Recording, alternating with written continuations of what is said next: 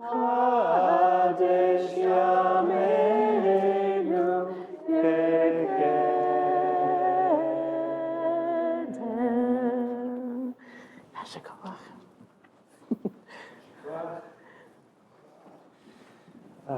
Did I get there? Okay. Stay Salah. And Shekohech. Stay Salah. Okay, well, Shabbat Shalom, everybody. Shabbat Shalom. Shabbat Shalom. Let's see. Normally we do kind of a study on when we're in the circle method here, but I wanted to share about Pesach today as we prepare and whatnot. So hopefully you guys can all kind of tilt a little bit. And we've got Passover coming in just a few weeks. Coming up soon, right after Purim. And so we have 2 nights of Seders. In Israel, they just have 1, and then in the diaspora, there's 2, which has to do with the calculations of the new moon and all kinds of different things like that. But we have 2 Seders, the first night and the second Seder. So the first night Seder is on the evening of April 12th, which is Motzi Shabbat. Shabbat is after Shabbat on Saturday night. And so this is a time for getting together with your families, with our Ruach Israel family here, and do home Seders, because that's important to us. So if you're hosting a Seder, invite people here. And if you'd like to go to a Seder, check in with me. I might be able to find a place. Maybe check in with Cheryl. Is that okay? And we'll see if we can do that. Or if you'd like to host and have some questions, come talk to me, and we can put that together. And there are some specifics about this Seder on Shabbat. So because the Seder starts right after Shabbat, things change a bit. And I'm going to get into that a bit more. There's an email that I'm planning to send out on Monday that will kind of specify what to do differently. So when I talk about that, you don't have to take notes. It'll come out in an email. But one thing is that the first cup of the Seder is when we do Havdalah. So the Seder has to begin later, at sundown on Saturday night, which means there are some creative ways of doing that so that it isn't quite so late. Talk to me, and I can share some ideas about how to start with some discussion and things like that a bit earlier. Okay, second night Seder is on Sunday night, and a little more flexible about the time. We're going to be beginning at 5:30, and so come. It'll be our Ruach Israel full community Seder. We'll all be here together. The decorations, everything. It's a catered meal. I think catered from the butchery. Is that right? In Brookline? It's going to be terrific. Brisket, something like that. And there's vegan options. So anyway, really, really great. If you're interested in setup, I know I'm doing announcements, but if you're interested in setup, I'm putting together sort of an impromptu setup team. So come see me if that's something you'd like to be a part of. That would be wonderful. Okay, so that's Sunday the 13th, and there's registration for that, so check the email. Now, Raina's going to run a children's Seder during that time. So downstairs, there'll be a space for the Shabbat school kids to be able to kind of enter in at their level and engage, and then come up for the meal and go back and forth. Okay, so the Jewish reading cycle that we read today is designed to help us prepare for Passover. Last week, I shared a message about the reading of the ashes of the red heifer and how that prepares us for Passover. That's up on the website, thanks to Ralph already. And every year on Shabbat, a couple weeks right before Passover, I like to talk about the whys and how-tos of Passover, just to get it in our minds, to get it in our thinkings, to help us to become passionate about these sorts of things. So the Passover, the Seder, begins with the why. So the children ask the question of the why. We can sing it together. Ma nishtana halayla hazeh mikol halelot mikol halelot halayla hazeh mikol halelot halayla hazeh mikol Hallelujah. Now you're getting ready for Passover. So the question is, why is this night different from all other nights? So our readings today answer the question. This is the night when the Lord brought us out from Egypt. So we Jews, we gather all over the world to celebrate Pesach. We remember the Exodus from Egypt, the spiritual birth of the Jewish people that happened over 3,000 years ago. Now, instructions for Passover span across the book of Exodus, the book of Leviticus, Deuteronomy. It's big in the Torah. Pesach is big in the Torah. Keep it as a feast to the Lord. Observe the feast of matzot, for on this day I have brought your ranks out of the land of Egypt. Remember this day on which you came out from Egypt, out of the house of bondage. So we're to keep, we're to observe, we're to remember. These are the instructions. The Passover is central to our Jewish experience and covenantal relationship with God across the entire Bible.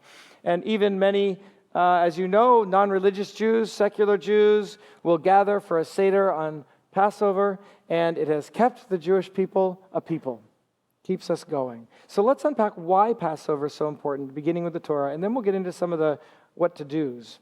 So, okay, first, Passover is to be a sign. It's a sign. So I really love this verse. Passover will be a sign on your hand. Imagine tefillin, we bind a sign on our hand, a sign on our hand, and it will be a reminder between your eyes, so that the Torah of the Lord may be in your mouth. We eat the Seder, we eat the story. It's beautiful. We tell the story. Perhaps this is why we remember Passover by a meal, and talking and sharing. We eat the elements of the Seder plate. We're fulfilling this commandment. We're literally eating the Passover story. See? Passover is a powerful sign that reminds us of who we are and it reminds us of whose we are. It's a sign to remember the power of the Lord as He's delivered us with His strong hand. It's a sign that points us back to the Torah given at Mount Sinai. It's a sign of God's love for Israel. It's a sign of God's covenant with Israel. And more, it's a sign that all of you, that you were members of that covenant with Israel today. In the Haggadah, we don't just tell the story of ancient Jews of the past. Remember, it's as if we are there with them. We went through the split sea. We stood at the foot of Mount Sinai and we tell our kids about it. Now, Passover is intended to link us together as part of God's larger work in the world. So, individual Jews, we come together with families around a shared table.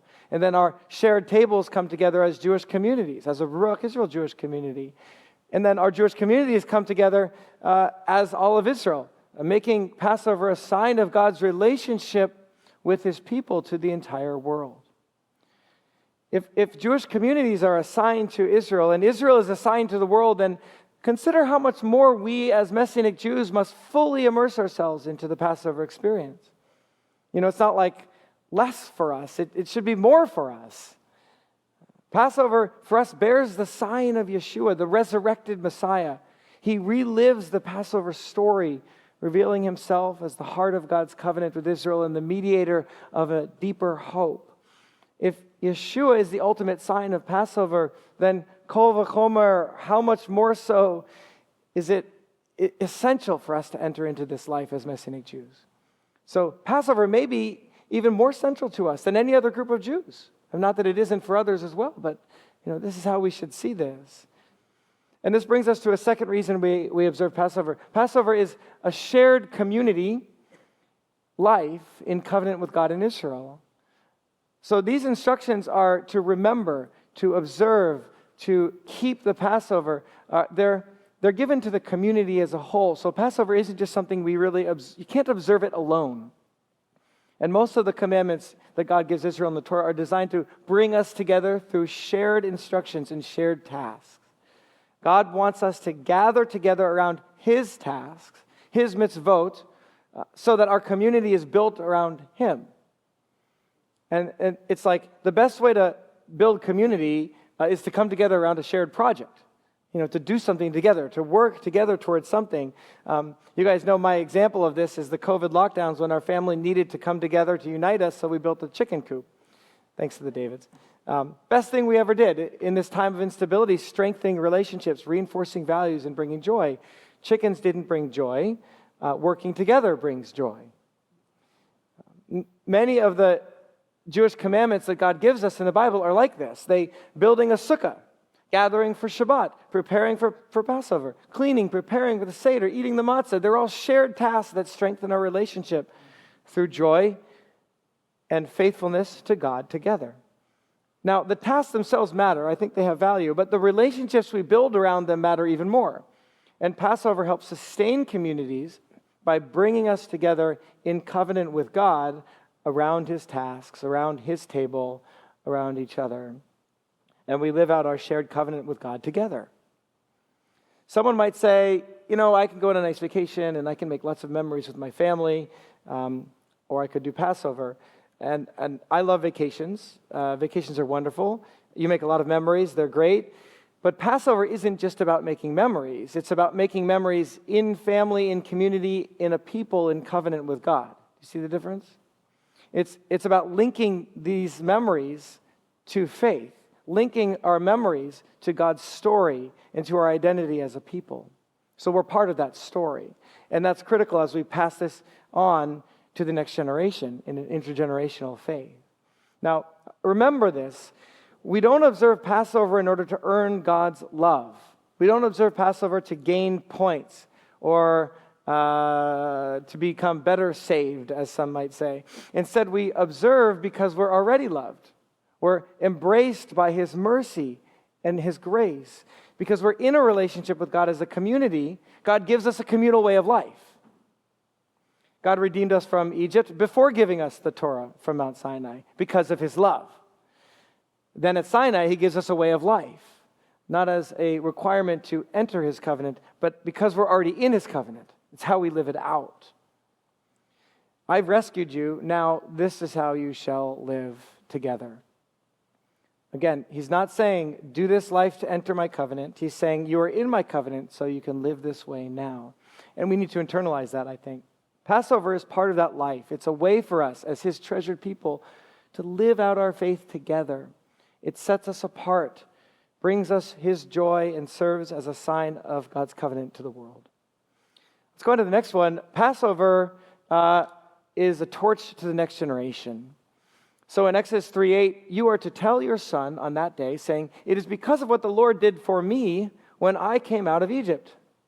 So it's remarkable that we Jews have been remembering this Passover for over 3,000 years. I mean, really, we've been commissioned to be part of this ongoing covenant that we must continue, lador vador, from generation to generation to generation. And listen, if a Jewish family or a Messianic Jewish family just decides, I'm not going to do Passover the year. It's too much work. I'm too busy. I've got this. I scheduled all these things already, and I can't get out of them or whatever, all these important things. Yeah, they're important things. But now there's a gap. There's a gap.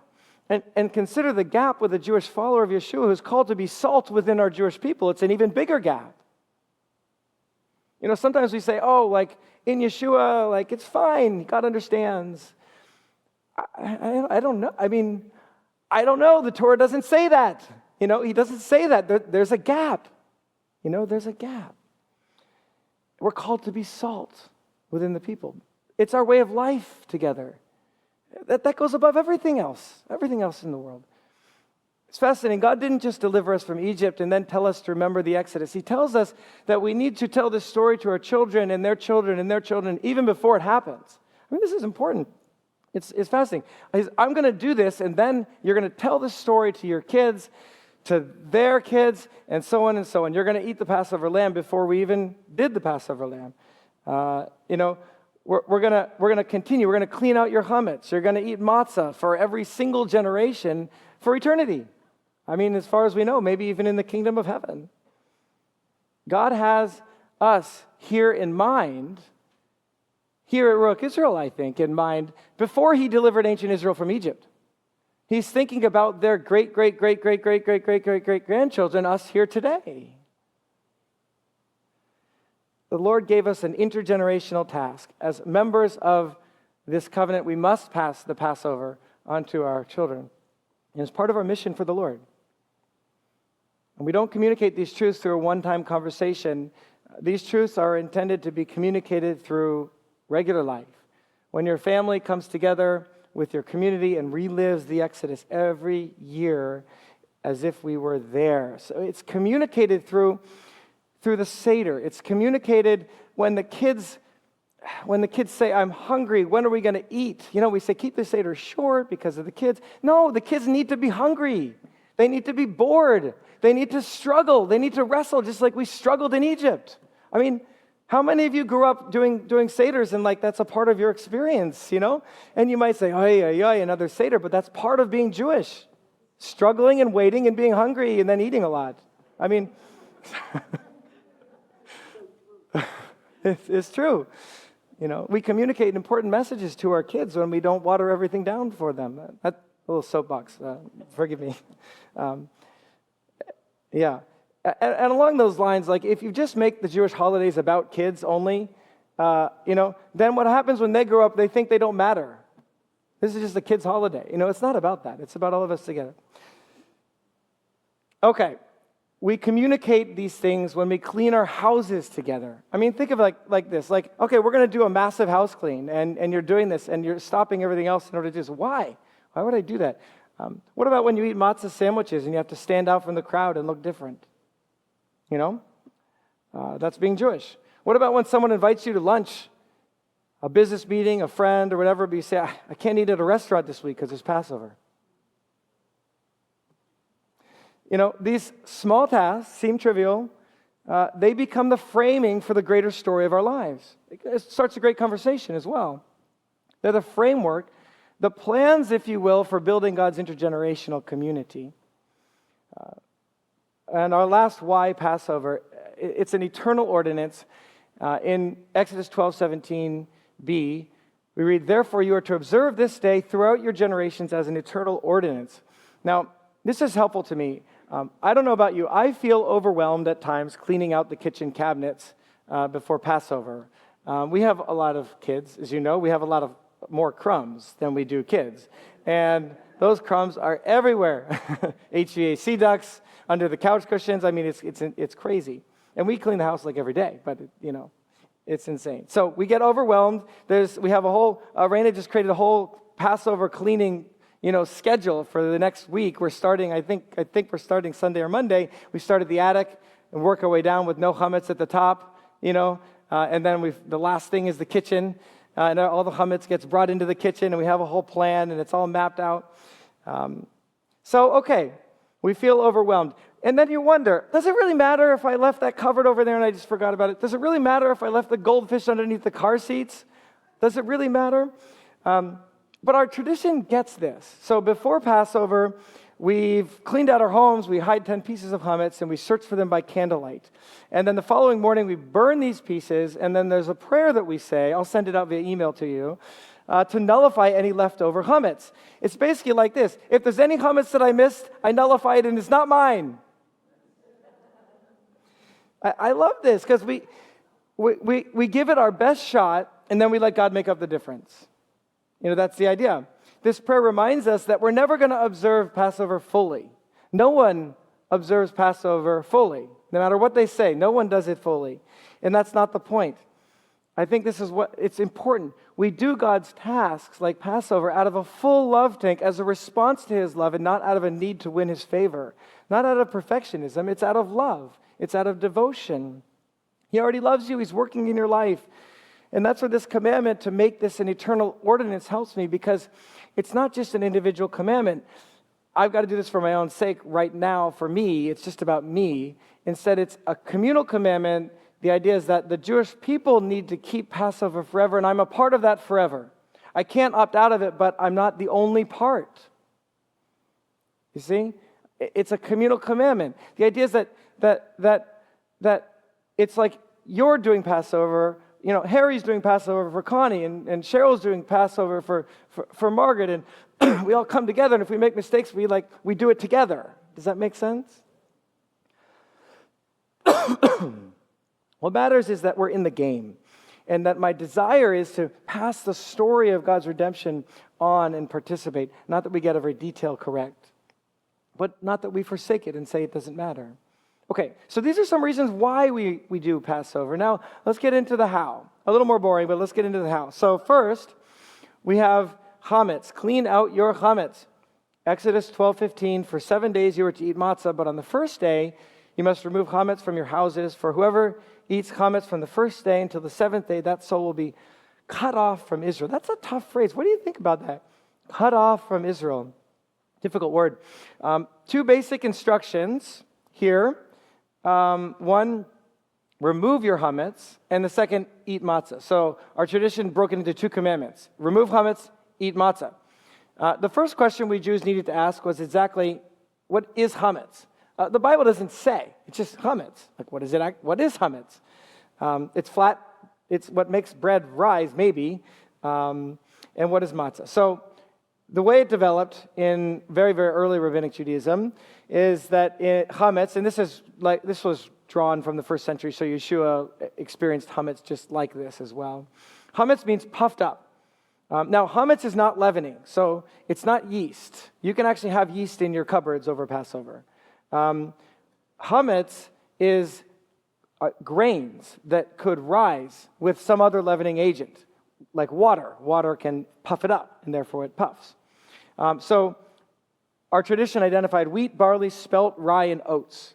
So chametz is anything that contains wheat, barley, spelt, rye, and oats. So oats are chametz. Now, you might wonder, what about matzah? Isn't matzah wheat?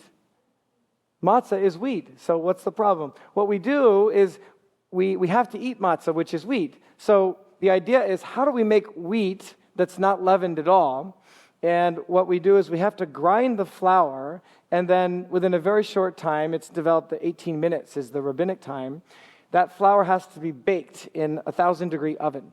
So matzah, what makes matzah kosher for Passover versus unkosher for Passover matzah is that the flour was ground within this window and baked within a certain temperature so that it couldn't have come into contact with water. So if you buy matzah flour, it's baked. It's basically like matzah that was ground up into flour again after it was already baked, so it's not going to leaven. Does that make sense? Okay. Now there's a long-standing Jewish tradition that developed in diaspora that kitniot, corn, beans, rice, these things, were also removed because in those days we might mistake them for the other grains because we didn't deal with packaged foods and all of those things and whatnot. And they said, hey, we might mistake it. So in the Ashkenazic Jewish communities, they said, just forget about that too. Remove that too. The Sephardic Jewish community never did that. So they can eat those. And the Ashkenazic community, was not permitted to eat those. And that's why, things that have like corn syrup in them would not be kosher for Passover is because of the corn within the corn syrup. Now, the conservative Jewish movement and the Messianic Jewish Rabbinical Council followed, I think it was 2 or 3 years ago, that we are permitting kitniot now. It has to do with the approach to halakha and the reality that we're not making those mistakes anymore, and therefore that isn't necessary. So you can eat kitniot. However, if our standards say that if your tradition has been like, we don't eat kitniot, and that's what I grew up with, then don't eat kitniot. It's fine. Okay? All right. So we don't eat anything containing these grains, but we also remove them from our homes because the Torah tells us not to own any chametz. So to avoid throwing out good food, which would be wasteful, the Ashkenazic tradition developed to sell them to our non-Jewish neighbor for $1 or whatever, and buy them back without making a profit.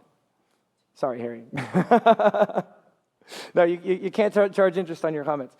So the idea is we sell them. Now, I think this is cool. I mean, it's embarrassing. Have any of you guys done this? Sold it to your neighbors? Yeah? It's great. It creates an awesome conversation. I mean, it's like all about Passover. What is this? Why are you doing it? Now, if you can't sell it to your neighbors, the MGRC has decided that you could kind of set a storage area apart that is not your own, and you kind of nullify it as like, this is not my own, and it's set aside. A place where you don't go during Passover. It's a lenience just to make it more doable for folks. So then what we do is we have to clean our homes to remove the chametz crumbs throughout the house. So we have a lot of fun vacuuming, and again, under the beds, the couch, under the fridge, everything, tons of chametz.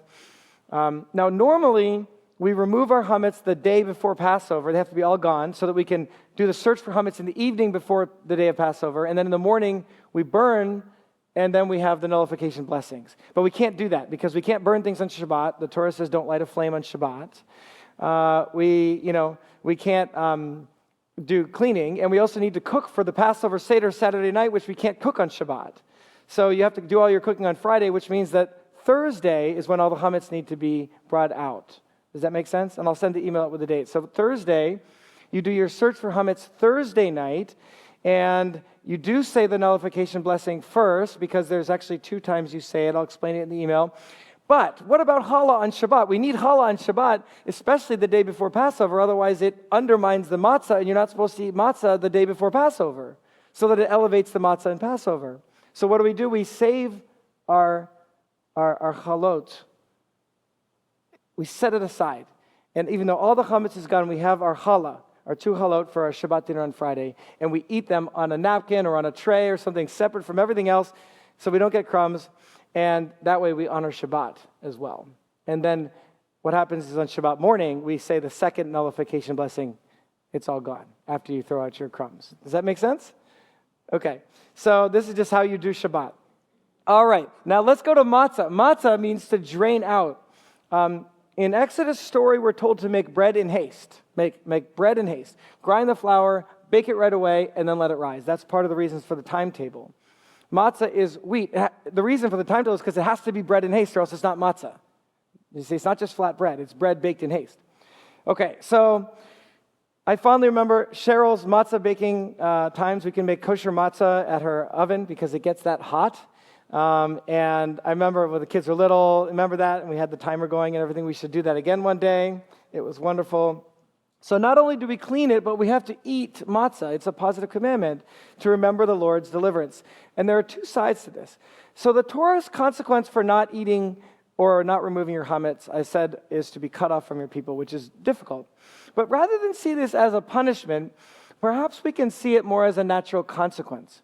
When a person does not participate, it's as if he or she is removing his family from the community's covenantal life with God, cut off from the people. In generations, if you don't participate, your generation will be cut off from the people.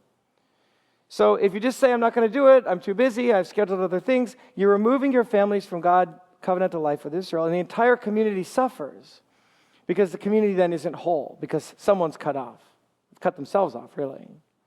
So your place at the Seder table is empty. See?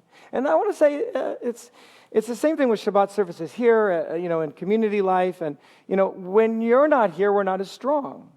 That's the reality. When you're not here, it's not as strong. So it isn't just about, these things aren't just about like, what do I receive? In our day, we have a consumerist society. We like to consume things. And you go to a service, you'll see this in different denominations or whatever, and it's like, I'm coming because I like the sermons and I get something from it. Or I'm coming because I like the people. Or I'm coming because I like the music. And it's about me, but I don't like the music anymore. Or the sermons aren't as good. I'm going to go somewhere else. It's all about me and what I consume and what I receive and how I'm receiving and how I'm growing spiritually. That's not Judaism. Judaism is about what we bring and what we build and what you're contributing to others. Because even though receiving things is nice and growing is important and that's good, but your job is to grow someone else. And when you're not here, you're not growing that other person, and then they're missing out because of what you're not bringing to the community experience. And that's how real community is built. And you guys all get this here. That's how community is built. Otherwise, it's just a show. It's just like leaders putting on something for people to receive something. But that's not the Torah. So, of course, we all miss things. We all get sick. We have lives. We have to, things happen, and I get that. But I would ask us all, myself included, think carefully when we miss a service or a Seder or a Shabbat. Think very carefully, because it really impacts your community when you aren't here. And our entire community suffers because we aren't as strong. So this is an invitation. Consider it an invitation. I wonder if the commandment about matzah is so important to the Lord because our food storages in our homes are like the heart of our homes, aren't they? Cheryl, you know this, right? Bread bake, like our bread is like the heart. It's the heart of our home. Bread is life of our home. Bread is the heart of our meals. So when we remove the bread, the leavening from our houses and altering our diet, it's something that everyone in our home is affected by. It's something that our families and communities need to come around together and observe. It's something that requires an explanation. Mommy, why are we emptying the cabinet? Oh, I get to tell you all about this right now. See? So this is important, and there are natural consequences for not living out Jewish life together. Not condemnation, not shame. We have enough of that in the world, don't we? But it's an invitation to live together, to come together around these treasures that the Lord has given us. These are treasures. On the other hand, Jewish life is not all or nothing. It's intended to be something we participate in and to do what we can. So we get that life is difficult. We get, like I said, we can't do everything, and it's okay.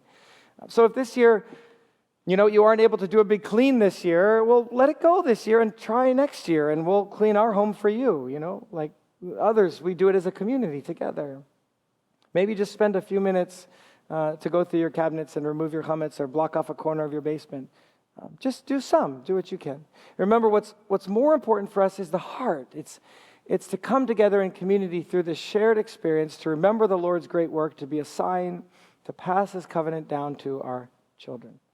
And then very quickly, Jewish tradition spiritualized matzah. Spiritual virtues is matzah, and the negative things, spiritual vices, is chametz. So I love this. Even in the first century, the Apostle Paul, who celebrated Passover, wrote this: "Don't you know that a little chametz leavens the whole batch of dough? Get rid of the old chametz, so you may be a new batch, just as you are matzah. For Messiah, our Passover lamb, has been sacrificed. Therefore, let us celebrate the Passover not with the old chametz, the chametz of malice and wickedness, but with matzah of sincerity and truth." So we let us celebrate the true bread of life at our table, the life in Yeshua, the heart of our Passover Seder, and we'll see why at our Ruach Israel Seder in a couple weeks. Okay, lastly, I want to talk about the next way to observe Passover is to take off from work.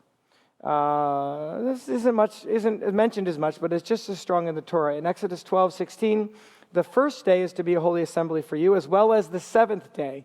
No manner of work is to be done on those days except what is to be eaten by every person. That alone may be prepared for you. Now, isn't it fascinating that here we can prepare food for the holy day, but on Shabbat we can't cook at all. We can't light a fire, but we can on the Moedim, on the holy days. It's fascinating.